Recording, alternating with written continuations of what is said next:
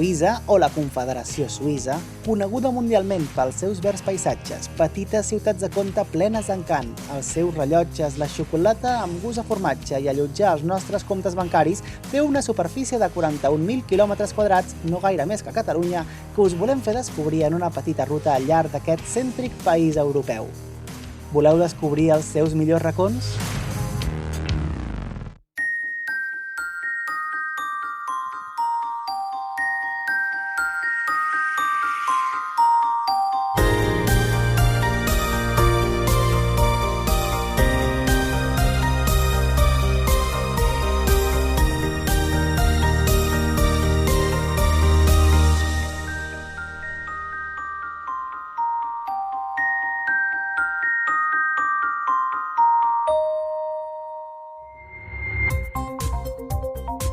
Zúrich, principal ciutat de Suïssa, habitants 400.000, llengua, alemany, moneda, el franc suís, sou mig 7.000 euros al mes.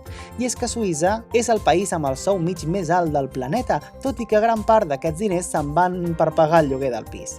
Zúrich és la capital financera de Suïssa i la ciutat més gran del territori. Està plena de vida comercial, museus, restaurants, pot ser considerada com el centre de Suïssa.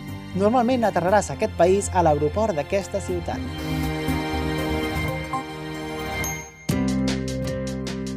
Per començar a habituar-te a Zúrich, t'aconsellem caminar per la vora del riu Limmat, que divideix la ciutat en dos. Des d'aquí, a part de contemplar les millors vistes de la ciutat, podràs descobrir algun dels punts clau que queden en evidència pels diversos campanars alts i punxeguts que dibuixen l'skyline de la ciutat. Tots ells es troben en el que anomenarem barri històric, la zona més antiga i amb més història de la urba.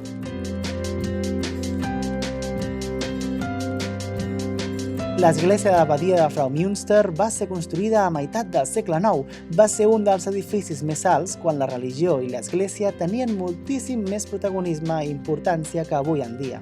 És d'estil gòtic i servia com a convent. Avui és una de les façanes més fotografiades de tota la ciutat. Aquesta és la Peterskirche i la seva impressionant torre domina tota la ciutat.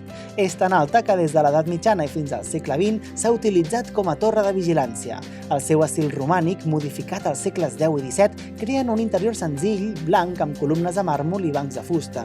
Com a curiositat, l'agulla que marca els minuts té una llargada de 4 metres i l'esfera del rellotge és la més gran en diàmetre de tota Europa. I finalment destaquen les dues torres bessones de la Grossmünster, que és la catedral més gran de Zúrich i també un dels seus símbols. Va ser manada a construir pel mateix Carlemany i data dels segles IX i XIII. És d'estil romànic i, com la resta d'esglésies, el seu interior és senzill. Recents descobriments indiquen que possiblement aquí hi havia un antic cementiri romà.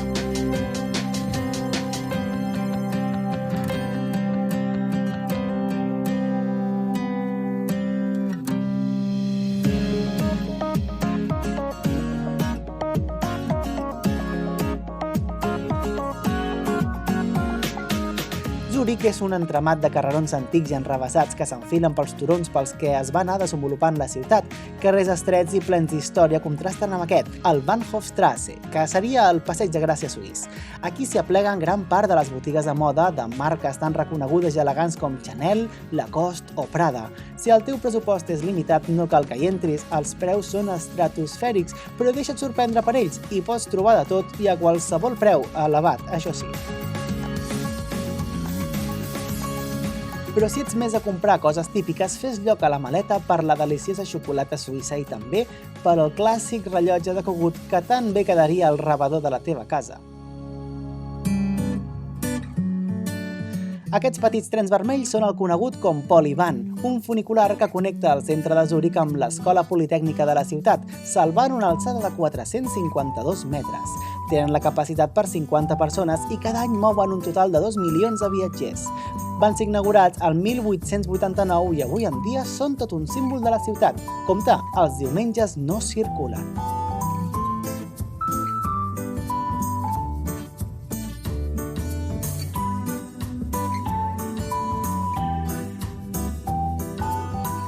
Ens desplacem fins al sud de la ciutat, sempre seguint el riu Limmat, i podem contemplar el llac de Zúrich o el Zürichsee.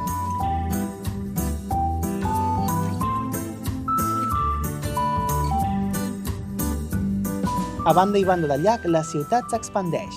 A un dels extrems trobem l'edifici de l'Òpera de Zúrich, del 1891, que en realitat es va construir per substituir un antic teatre que es va cremar en un incendi.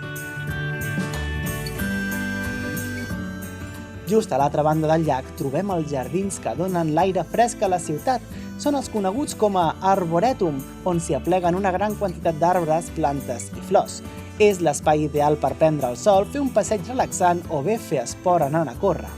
Trobem el monument en record a Arnold Barclay, enginyer municipal de Zúrich que va ajudar al desenvolupament i modernització de la ciutat.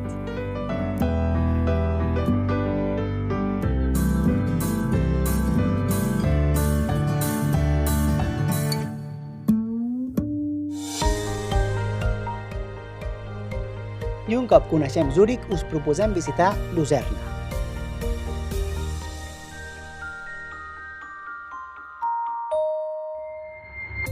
Luzern, habitants 80.000, llengua l'alemany, superfície 37 km², visitable en un dia i una nit.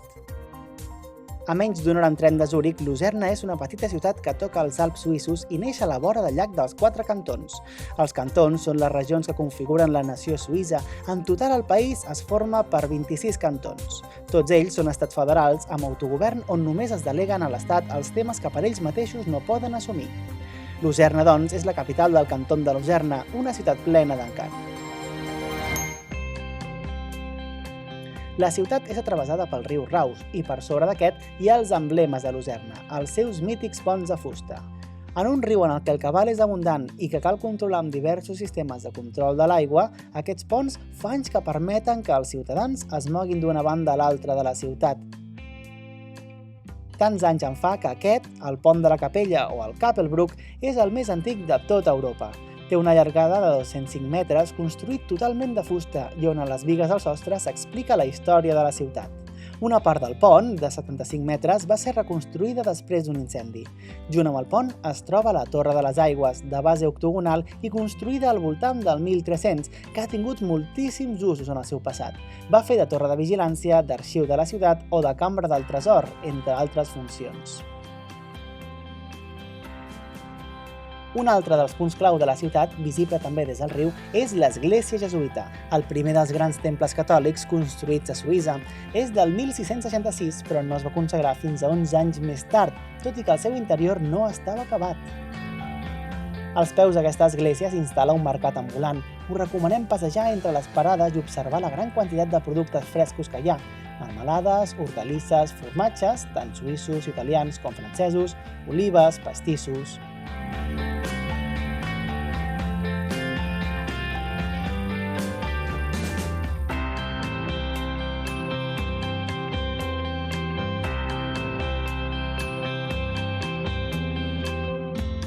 El riu Raus desemboca al llac dels 4 cantons, i els 4 cantons són Uri, Schwyz, Unterwalden i Luzern. Difícil pronunciació. A la banda nord del llac trobem un altre dels emblemes, l'església de Sant Leodegard. És una església construïda sobre d'una antiga basílica romana, incendiada el 1633. És d'estil renaixentista i durant uns anys va representar ser la catedral de Luserna.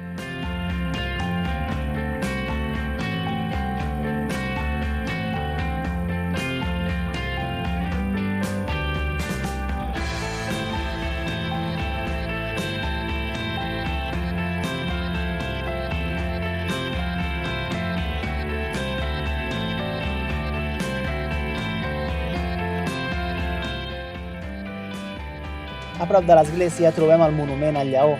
El lleó, a punt de morir amb el dolor al rostre, fa un homenatge als 700 mercenaris de la Guàrdia Suïssa morts durant la Revolució Francesa. La figura hiperrealista de Bertel Thorvaldsen medeix el doble del que mediria un lleó real i està esculpida directament a la paret de pedra que antigament servia com a cantera per construir la ciutat. De fet, moltes de les pedres de la paret de lleó segurament van utilitzar-se per aixecar les muralles que envolten la ciutat. Actualment encara són visibles uns quants quilòmetres d'aquestes que es conserven en un estat perfecte. Fins i tot es permet pujar a les torres de vigilància i caminar per sobre de la muralla per contemplar les vistes de la petita ciutat.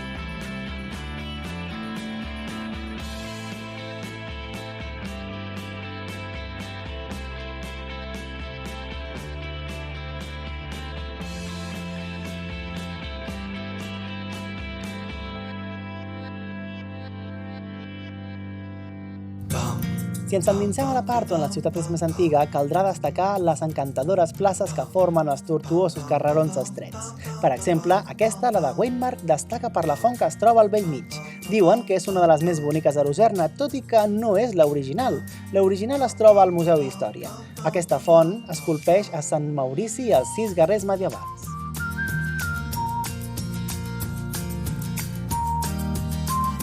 Altres places, com la de Hirschenplatz, permeten observar la gran quantitat de detalls de les façanes dels edificis.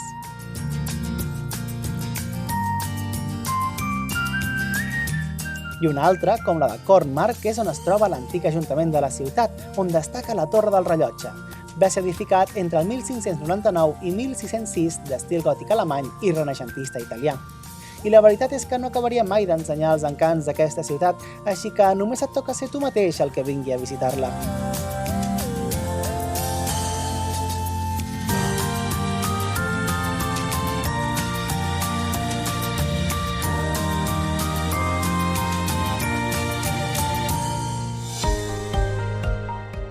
I de Lucerna arribarem fins a Interlaken per descobrir els Alps suïssos.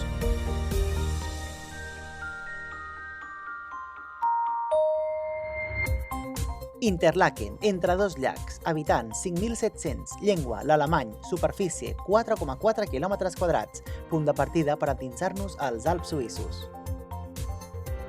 Interlaken és una petita ciutat turística situada entre els llacs Zun i Brienz i que és punt estratègic pels visitants per accedir als Alps, esquiar, fer escalada o simplement visitar-los. Aquest serà el nostre objectiu. Això és Lautenbrunnen, un petit poble a les afores d'Interlaken situat ja dins dels propis Alps. Des d'aquí podreu contemplar l'espectacular cascada de Staubach, que es podria traduir com a pols d'aigua o aigua vaporitzada. L'aigua cau per un petit forat a la roca situat a 300 metres i crea aquesta espectacular imatge. Recomanem allotjar-vos als hotels d'aquest petit poble. Estareu molt a prop de la falda d'un dels pics més importants dels Alps. Un conjunt de telefèrics us aniran pujant a la seva cima, deixant-vos imatges espectaculars i de gran bellesa. Novament veureu diverses cascades, ja que us trobareu a la vall dels 72 salts d'aigua.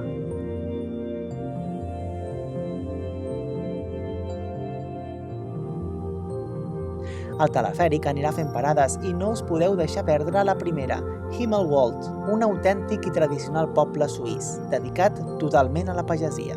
Gaudiu de la natura en el seu estat més pur, obriu els pulmons i respireu l'aire fresc i net dels Alps. Després d'una visita al poble, torneu al telefèric per seguir el camí, però no guardeu mai la càmera, observareu que a mida que aneu pujant, el paisatge canvia. Des d'una cota a 500 metres, amb arbres plens de fulles i on tot el que veus és verd, avançarem metre a metre i començarem a veure les primeres teulades enfarinades de neu. A poc el terra i els arbres es van tornant blancs, fins a arribar a un punt on la vegetació ja no existeix. Els arbres deixen lloc a les roques fermes i la neu comença a envair tot l'espai.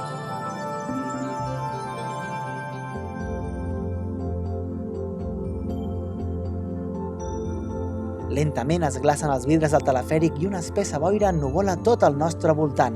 Pujarem per sobre els núvols i divisarem les cimes dels Alps suïssos. Ens trobem en el Pis Glòria, a gairebé 3.000 metres d'alçada. Un dels miradors més espectaculars i amb un restaurant giratori on es va rodar una de les pel·lícules de James Bond, l'agent secret 007. Tindràs la sensació d'estar a la cima d'Europa, però per una estona, després caldrà tornar a baixar i tocar de peus a terra. Això són els Alps.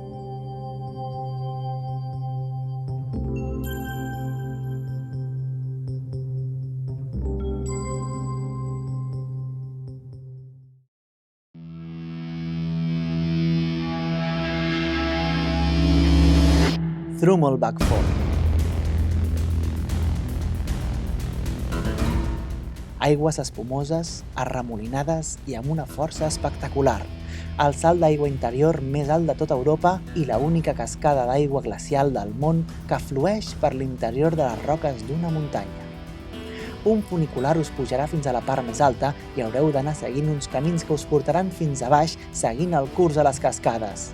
Les aigües són fruit del desglaç del glacial del Jungfrau i poden arribar amb una força de fins a 20 metres cúbics al segon. Arrosseguen anualment 20.000 tones de pedres i vegetació que provoquen un estrèpid soroll que ressona a l'interior de les coves de la muntanya. Agafeu-vos un impermeable i protecció d'aigua per la càmera, possiblement us remullareu, però l'experiència és única al món.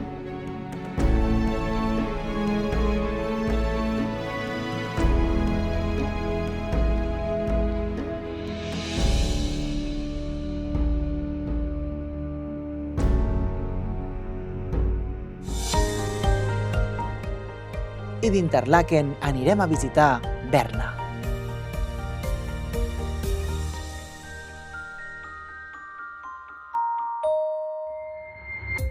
Bern, la capital de Suïssa, habitants 140.000, llengua, l'alemany, superfície 52 km², visitables en 2 dies i una nit. Berna, una ciutat sortida dels contes i la capital de Suïssa. El duc Berchtold V va manar construir una ciutat a una península que formava el riu Aar. Es van talar els roures de tot l'espai i amb la seva fusta es va anar construint la ciutat. Avui en dia és una de les ciutats més precioses de tota Europa.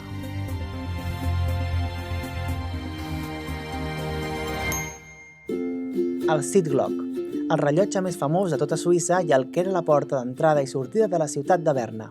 Construït juntament amb les primeres cases de la ciutat, el 1191 és el rellotge més gran i antic de tot el país.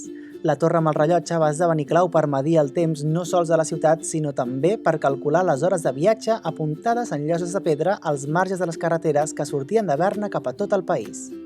El rellotge més famós dona la fama a Camp Grace, el carrer principal de la ciutat. En aquest carrer cal destacar la gran quantitat de fonts que hi ha al mig de la calçada. No us les descobrirem totes, però cadascuna té una història. Per exemple, aquí trobem la senyora Justícia amb els ulls tapats i sostenint a una mà l'espasa i a l'altra una balança, donant a conèixer que per poder jutjar, de forma justa, cal no mirar, només centrar-se en la veritat. Historietes com aquesta, representades en forma d'escultures i fonts, a Berna en trobareu desenes. Al final del carrer hi ha el Parc dels Ossos, que, si teniu sort, els veureu o no. Una altra de les joies de la ciutat és aquesta, la Catedral de Berna del 1421. Visible des de molts punts de la ciutat degut a la seva alçada, va ser construïda sobre l'església original aixecada juntament amb la ciutat. Aquesta nova catedral, però, va trigar més de 400 anys en acabar-se.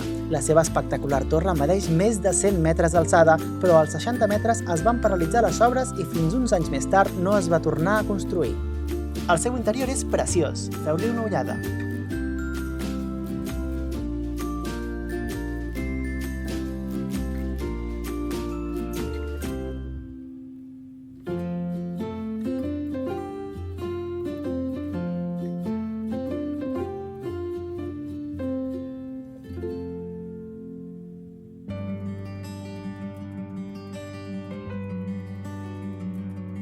Aquest és l'antic graner.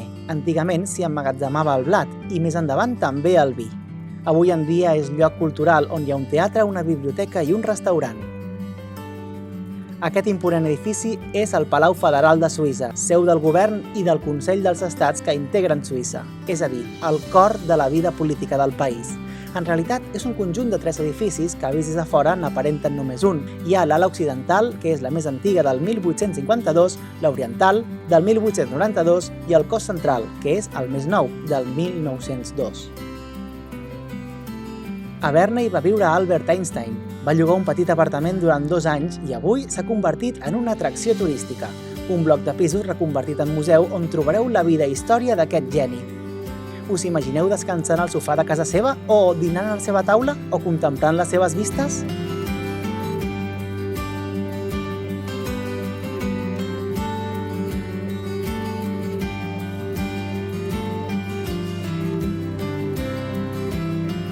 El Radaus és l'Ajuntament de Berna. Aquí s'hi reuneixen 5 cops a l'any el Gran Consell del Canton de Berna.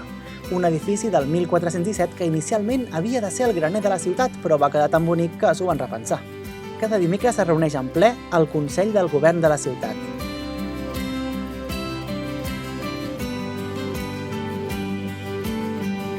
Just al seu costat trobarem una altra església, la de Sant Pere i Sant Pau, considerada una de les obres més importants i originals del neogòtic a Suïssa. És la primera església construïda a la ciutat, ja que es va aixecar 400 anys després de construir la catedral que hem vist abans. Avui en dia és l'església de l'Obispat Catòlic del país. Destaca el seu espai interior, que simula ser el d'una catedral d'inspiració francesa.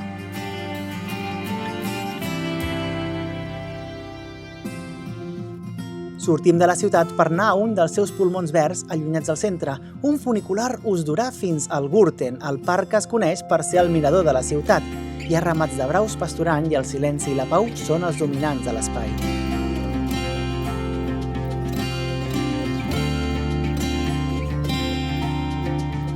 El parc té un mirador de fusta anomenat Panorama, on es pot pujar a contemplar la ciutat. Si hi puges, després de revifar-te de l'escalinata de cargol, gaudeix d'una Berna en miniatura i intenta localitzar els punts més importants, com el Palau Federal o la catedral.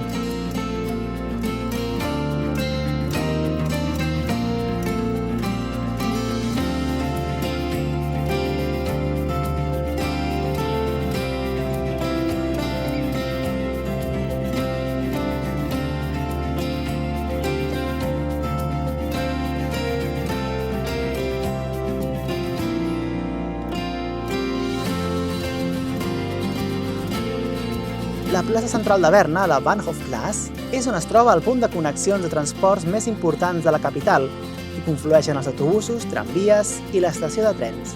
La plaça, remodelada recentment, contrasta amb una ciutat tan antiga.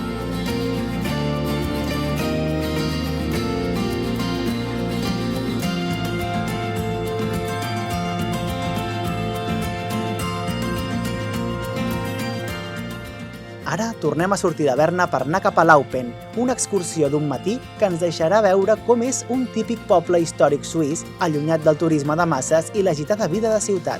Aquí contemplarem les cases baixes que acullen uns 3.000 habitants i que configuren l'entramat dels carrers de pedra. Laupen es troba rodejat per la confluència de dos rius, el Sens i el Saan, i també una muntanya on hi ha el castell de la ciutat. Aquesta fortalesa és clau per la història de Suïssa, ja que va evitar l'atac i invasió de Berna per part dels Habsburg, la família que va aixecar l'imperi espanyol.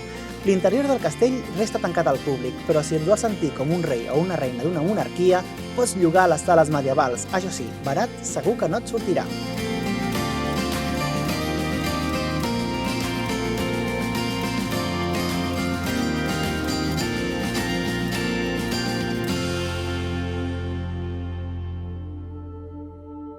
Ens allunyem del cantó de Berna i estem a punt d'entrar al de Friburg.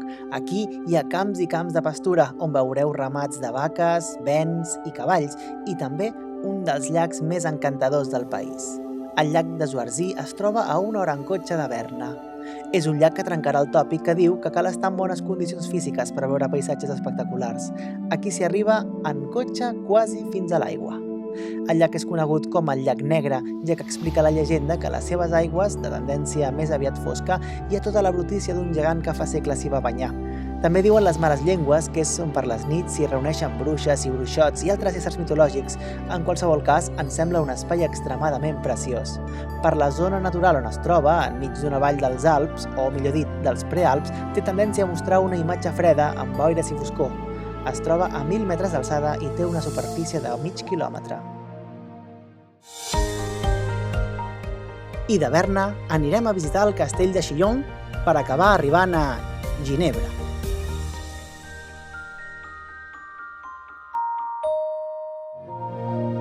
Ens trobem ja al sud-oest de Suïssa, al llac Le Mans, que fa la frontera amb França. De fet, un 40% del llac és francès.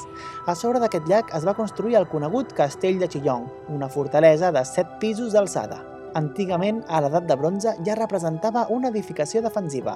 Més endavant va ser ocupada pels romans i successivament per la Casa de Savoia, una família noble del nord d'Itàlia. A poc, amb el pas del temps, s'ha anat construint, reformant i millorant, fins que a dia d'avui és catalogat de monument històric del país. Tot i tenir una llarga història, la major part de l'edifici és del segle XIII, quan els italians de la Casa de Savoia el van prendre per usos militars i també com a residència. El van ampliar amb l'objectiu de vigilar i mantenir la regió.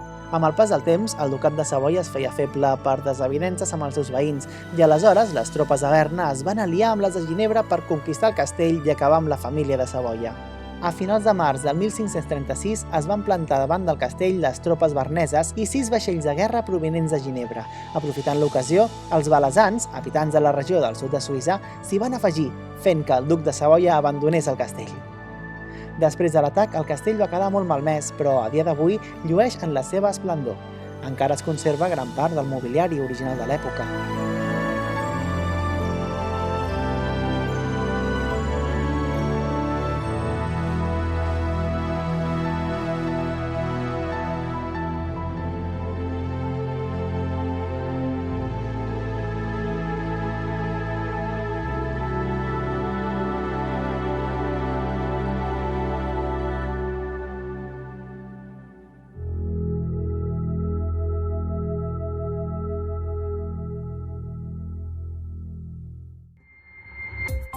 Genève, la segona ciutat més important del país. Habitants, 200.000. Llengua, el francès. Superfície, 16 km². Visitable en 2 dies i una nit. Bienvenue a Genève! Aquí ja tothom parla el francès degut als pocs quilòmetres que separen la ciutat amb França, una ciutat pluricultural on gran part dels seus habitants són estrangers. Potser és per aquest motiu que és diferent a la resta de ciutats suïsses. Aquí es palpa la cultura, l'art i l'arquitectura francesa. Ginebra es troba al marge del llac del seu mateix nom, el llac de Ginebra. El riu Roine travessa la ciutat fins a arribar a desembocar al llac. Aquest llac és conegut sobretot pel jet d'eau, que podria traduir com a font d'aigua o, millor dit, el sortidor d'aigua més famós del món. L'aigua arriba a una alçada de fins a 140 metres. En realitat, el motiu pel que està aquí és perquè una empresa que subministrava aigua a pressió per fer funcionar les màquines de les fàbriques va posar una vàlvula a una tuberia, provocant que sortís disparada aigua cap amunt. Aviat es va veure el potencial turístic que despertava i l'Ajuntament va decidir potenciar-ho instal·lant el sortidor que tots coneixem avui en dia. Davant del llac trobem el Brunswick, un mausoleu construït el 1879 en homenatge a Carles II, duc de Brunswick, que va fer fortuna a París i morir a la ciutat de Ginebra, deixant un enorme patrimoni a la ciutat. Mai abans s'hi havia construït un mausoleu a Ginebra, cosa que va comportar discussions entre els habitants, però finalment es va inaugurar el que ara són els Jardins dels Alps. La Torre Mollart és una antiga torre que donava aleshores als mercaders que s'embarcaven a Ginebra per vendre i comprar mercaderies. La torre original va ser destruïda i aquesta, del 1591, és la seva còpia. Es troba just al centre històric de la ciutat. Entrant per la Place de Neuf, el Parc des Bastions és el pulmó verd de la ciutat, un gran parc situat al centre de Ginebra, que és on es va construir el Jardí Botànic. A dins del parc es pot contemplar el Monument a la Reforma. És un mur de 99 metres de llargària que està adossat al que un dia van ser les muralles de la ciutat. El mur de pedra està decorat amb diverses estàtues que representen ser els pioners de la Reforma o els guardians, protegit tot per una zona d'aigua que imita el fosa d'un castell. Si us agita el no parar de la ciutat, veniu aquí i relaxeu-vos en els immensos jardins.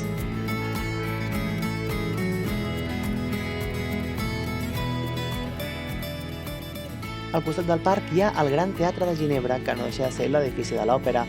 És del 1876, però va patir un greu incendi que el va obligar a restaurar el 1962. Com hem dit, la ciutat és un centre multicultural i per demostrar-vos-ho us convidem a veure la sinagoga Bet Jacob, un edifici construït l'any 1852 per la comunitat jueva que vivia a Ginebra. I sobretot no us deixeu perdre el centre històric de la ciutat, un entramat de carrerons estrets i costeruts que fan el casc antic un dels més grans i antics d'Europa. Només us podem recomanar recórrer-lo i explorar els més de 2.000 anys d'història que té la ciutat. Hi trobareu un gran nombre de bars i restaurants de tot tipus de cuines, tradicional, francesa, asiàtica, italiana.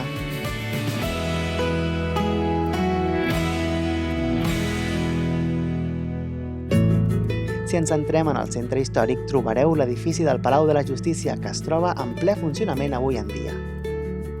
No us podeu perdre la majestuosa catedral de Ginebra, de Sant Pere, pertany a l'església reformada suïssa del segle XII. És coneguda per ser l'església adoptiva de Calví, un dels líders de la reforma protestant. L'edifici barreja diversos estils arquitectònics degut a les ampliacions i adhesions que s'hi han dut a terme al llarg dels anys. A la part del darrere de la catedral hi ha un mirador que ens ensenya una altra església, el Temple de la Madeleine, molt més humil. És una església catòlica del segle XV. Cal destacar la campana, que és la més antiga de la ciutat, del 1420. El seu interior és molt humil, però molt acollidor.